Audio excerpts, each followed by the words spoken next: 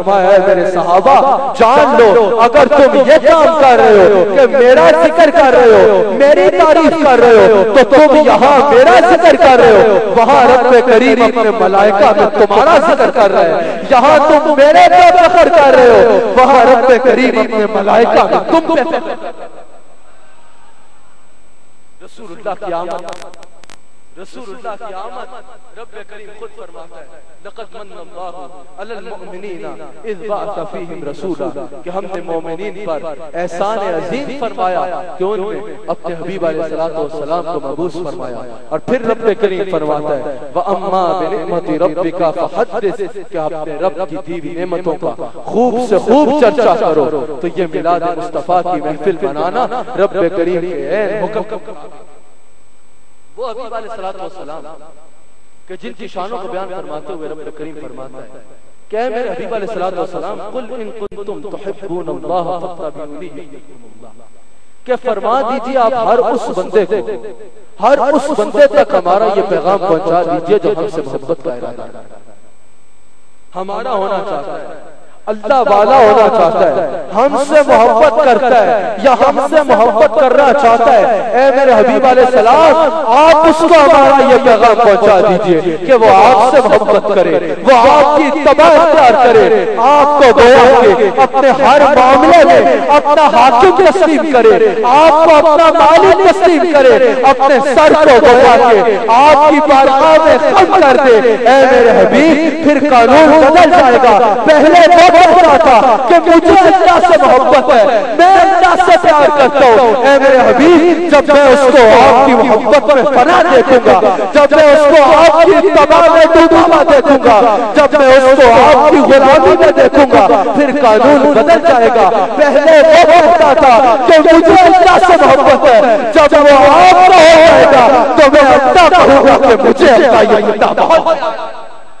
میں اپنے اس بندے سے پیار کرتا ہوں میں اپنے اس بندے سے محبت کرتا ہوں کب جب وہ آپ کا ہو جائے گا اس آیت کا آغاز دیکھیں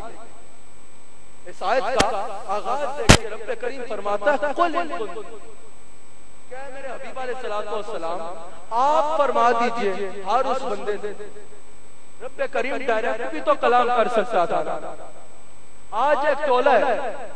ایک ٹولہ پھرتا ہے کہتا ہے بھئی اللہ تک پہنچنے کے لیے نبی کے وسیلے کی ضرورت نہیں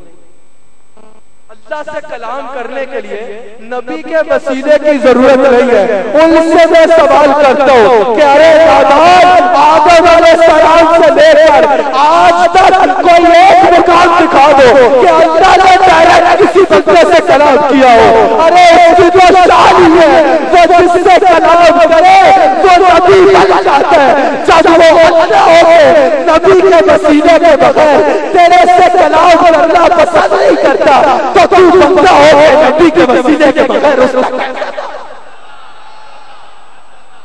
لوگ کہتے ہیں ہم کو خدا چاہیے ہم بھی کہتے ہیں ہاں با خدا چاہیے پر خدا تک پہنچنے کا زینہ تو ہو ہاتھ میں دامن مصطفیٰ اتنا خوبصورت جشن منایا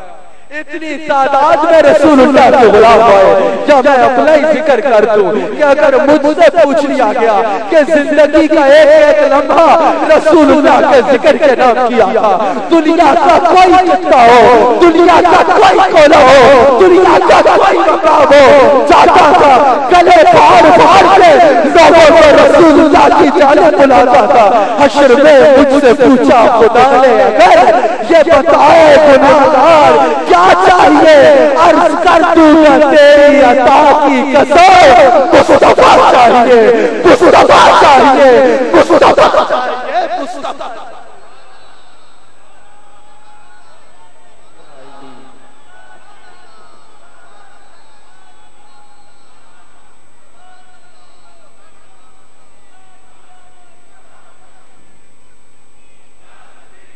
تو پتہ چلا اللہ تک پہنچنے کا فقط ایک ذریعہ ہے وسیلہ مصطفیٰ بارگاہ مصطفیٰ دربار مصطفیٰ تعظیم مصطفیٰ آگے رب کریم فرماتا ہے ہر اس بندے کو پیغام پہنچا دیجئے جو ہمارا ہونا چاہتا ہے کہ وہ آپ کا ہو پہلے، جب وہ آپ کا ہوگا تو پھر یحببکم اللہ، میں اللہ سے پیار کروں گا۔ اور یاد رکھنا جب اللہ کسی کو اپنا پیارا بناتا ہے، اللہ کسی سے محبت کرتا ہے، اللہ کسی کو اپنا پیارا بناتا ہے تو سب سے پہلے رب کریم جبریل امین کو طلب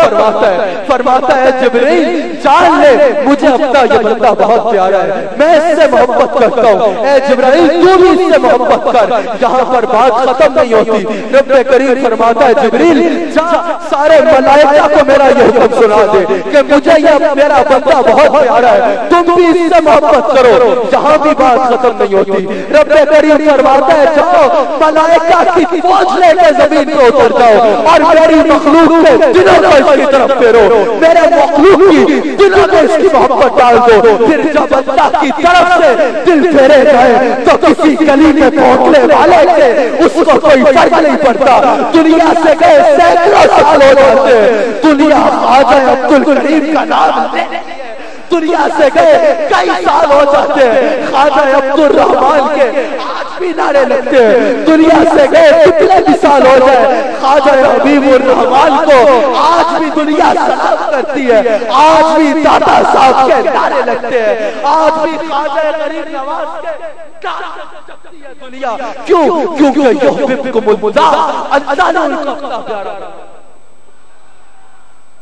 اور یاد رکھیے گا کہ آقا کی محبت دین حق کی شرط اول، آقا کی محبت دین حق کی شرط اول ہے، اسی میں ہو اگر خامی تو سب کچھ ناممکن۔ ہر عمل بندے کو ایمان والا بناتا ہے، بندہ نماز پڑھے گا ایمان والا بنے گا، بندہ روزے رکھے گا ایمان والا بنے گا، بندہ حج کرے گا زکات دے گا نوافل پڑھے گا، کوئی بھی عمل کرے گا تو ایمان والا بنے گا۔ لیکن ایک چیز ایسی بھی ہے جو عمل کو عمل بناتی ہے، جس کے بغیر وہ عمل اپنی مقبولیت پر پہنچ نہیں سکتا۔ وہ کیا حدیث سے ثابت کروں، مجھے میرے شیخ نے یہی سکھایا ہے کہ بات بعد میں کرو دلیل پہلے دو۔ اور الحمدللہ اہل سنت و جماعت کا عقیدہ انڈیا کے کسی شہر سے نہیں نکلا، اہل سنت و جماعت کا عقیدہ مدینہ منورہ۔ عرب میں یہ نہیں ہوتا، عربی دیکھنے ہیں تو صدیق اکبر کو دیکھو، عربی دیکھنے ہیں تو حضرت عمر فاروق کو دیکھو، عربی دیکھنے ہیں تو حضرت عثمان غنی کو دیکھو، عربی دیکھنے ہیں تو مولا علی کو دیکھو، اور پھر دیکھو کہ عرب کا کیا عقیدہ ہے۔ اور وہ کہاں ملیں گے؟ وہ رسول اللہ کی حدیث میں ملیں گے۔ ہاں تو ہمیں نظر آتا ہے کہ کیسے بتا رہا ہوں کہ عمل اپنی معراج پہ تب پہنچتا ہے جب اس میں رسول اللہ کی محبت آتی ہے۔ بخاری شریف گواہ ہے، آپ کو بھی پتا ہے نا کہ مسجد نبوی میں ہی منافقین نماز پڑھا کرتے جن کے لیے رفع یدین کا حکم آیا، پھر نکال بھی دیا گیا۔ کیسے نکالے گئے تھے؟ ایک دفعہ انہوں نے بازار میں کھڑے ہو کے بات شروع کر دی کہ نبی تو وہ ہوتا ہے جو غیب کا علم جانتا ہو، ہم منافق ہیں، کیا ان کو نہیں پتا چلتا کہ ہم منافق ہیں؟ رسول اللہ منبر پہ رونق افروز ہوتے ہیں، فرماتے ہیں ارے میں دنیا کو اس طرح دیکھتا ہوں جس طرح تم اپنی ہتھیلی کو دیکھتے۔ رسول اللہ جلال میں آتے ہیں اور فرماتے ہیں فلاں بن فلاں منافق اٹھو، فلاں بن فلاں منافق ہے اٹھے اور نکل جائے میری مسجد سے، فلاں منافق ہے اٹھے اور نکل جائے میری مسجد سے۔ رسول اللہ فرماتے ہیں تم تو میں تو اس شخص کو بھی جانتا ہوں جو سب سے پہلے جنت میں جائے گا، صرف اس کو نہیں جانتا، اس کے باپ کے نام سے بھی جانتا۔ یہ موضوع نہیں ہے، لیکن وہ منافقین ادھر ہی نماز پڑھا کرتے تھے، اسی صف میں صحابہ نماز پڑھتے تھے، اسی صف میں منافقین نماز پڑھتے تھے، مسجد ادھر ہی نماز پڑھتے تھے۔ اب سوال یہ ہے کہ کون سی ایسی چیز ہے جو صحابہ کی نماز کو نماز بناتی تھی؟ وضو وہ بھی ویسے ہی کرتے تھے۔ آپ میری طرف دیکھیں، اور میں نہ آپ کی داد کا طالب ہوں نہ اسٹیج پہ کسی کی داد کا طالب ہوں، جو بات کرتا ہوں ذمہ داری سے کرتا ہوں، کسی کو اختلاف ہے تو کھڑا ہو، خواجہ عبد الکریم کا بیٹا ہوں، اور کہتا ہوں کہ شیخ کیسا شیخ ہے، وہ پیر کیسا پیر ہے، وہ شیخ کیسا شیخ ہے، وہ ذمہ دار کیسا ذمہ دار ہے، وہ ٹھیکیدار کیسا ٹھیکیدار ہے کہ ہاتھ چموانے ہو تو سب سے پہلے ہاتھ آگے کر دیتا ہے، لوگوں کی جیبوں سے کچھ نکالنا ہو تو سب سے پہلے سب سے کھڑا ہو جاتا ہے، اپنی زیارتیں کرانی ہو خود پال کے بیٹھ جاتا ہے، جب اپنے مسلک کا دفاع کرنا ہو تو میں خواجہ عبدالکریم کا بیٹا ہوں، تمہاری داد لینے میں نہیں آیا، تمہارا مال لینے میں نہیں آیا، میں تمہیں خواجہ عبدالکریم کے گلزار عبدالکریم کے پھول دینے میں آیا۔ الحمدللہ اپنا مسلک بیان کرنا بھی جانتا ہوں اور اپنے مسلک کا دفاع بھی جانتا ہوں، اور انشاءاللہ جب تک میری سانس کی سانس، میری ہر سانس میرے مسلک کے نام، میری ہر سانس یا رسول اللہ کے نعرے کے نام ہے، میری ہر سانس میرے آقا کی ناموس، انشاءاللہ یا رسول اللہ کی بارگاہ میں وعدہ کیا ہے کہ یا رسول اللہ زندگی کا ایک لمحہ بھی دنیا کے لیے نہیں گزاروں گا، جیوں گا تو آپ کی خاطر جیوں گا، مروں گا آپ کی خاطر، تو میری طرف دیکھو،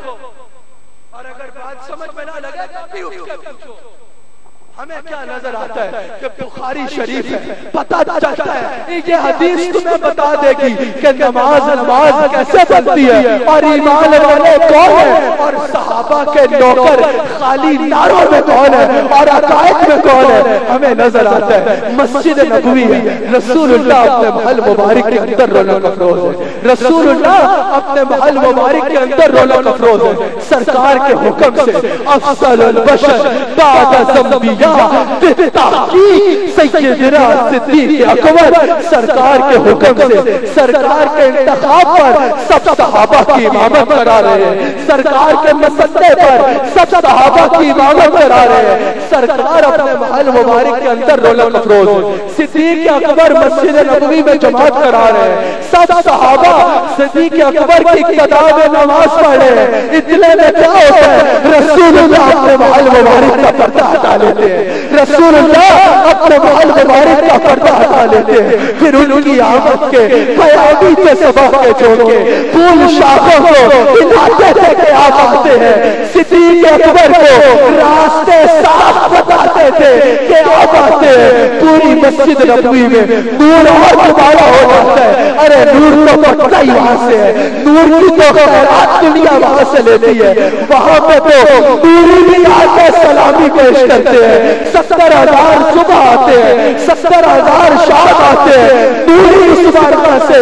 خیرات لیتے ہیں، اس مسجد نبوی میں نور اور دوبارہ ہو جاتا ہے، عجیب خوشبو پھیل جاتی ہے، صدیق اکبر نے جان دیا کہ کعبے کا کعبہ آ گیا ہے، جو مدینہ منورہ گئے انہوں نے دیکھا ہوگا کہ ادھر کعبہ ہے تو ادھر کعبے کا کعبہ ہے، صدیق اکبر کا منہ کعبے کی طرف ہے، لیکن جب جان لیا کہ رسول اللہ آگے، ارے آج تو کہتے ہیں کہ رسول اللہ کا خیال نماز میں ہے تو نماز دور جاتی ہے، جہاں صرف خیال ہی نہیں گیا، سیال کوٹ والا صدیق اکبر نے کعبہ سے دور بنایا اور رسول اللہ کی طرف کر لیا، رسول اللہ کی طرف کر لیا، رسول اللہ کی طرف کر لیا، رسول اللہ نے یہ نہیں کروایا کہ ابو بکر یہ آپ نے کیا کیا، رسول اللہ مسکرانا شروع ہو گئے، مسکرانا شروع ہو گئے، مسکرانا شروع ہو گئے، فرمایا ابو بکر نماز پڑھاتے رہو، میں تو دیکھ رہا تھا تم نماز کیسے پڑھتے، اس کو کیسے بیان کیا، میرے مرشد نے اس کو کیسے بیان کیا، میرے مرشد نے جب یہ حدیث مجھے پڑھائی تو فرمایا کہ بیٹا رسول اللہ نے صدیق اکبر سے گویا کہ یہ فرمایا کہ ابو بکر میں تو دیکھ رہا تھا تم نماز پڑھ بھی رہے ہو کہ نہیں پڑھ رہے، یعنی اگر میری طرف رخ نہ کرتے تو نماز نہیں تھی، ارے میری طرف رخ کرنے نے ثابت کر دیا کہ تیری نماز نہیں، تو اگر آج کوئی یہ عقیدہ دیتا ہے کہ رسول اللہ کا خیال نماز میں آئے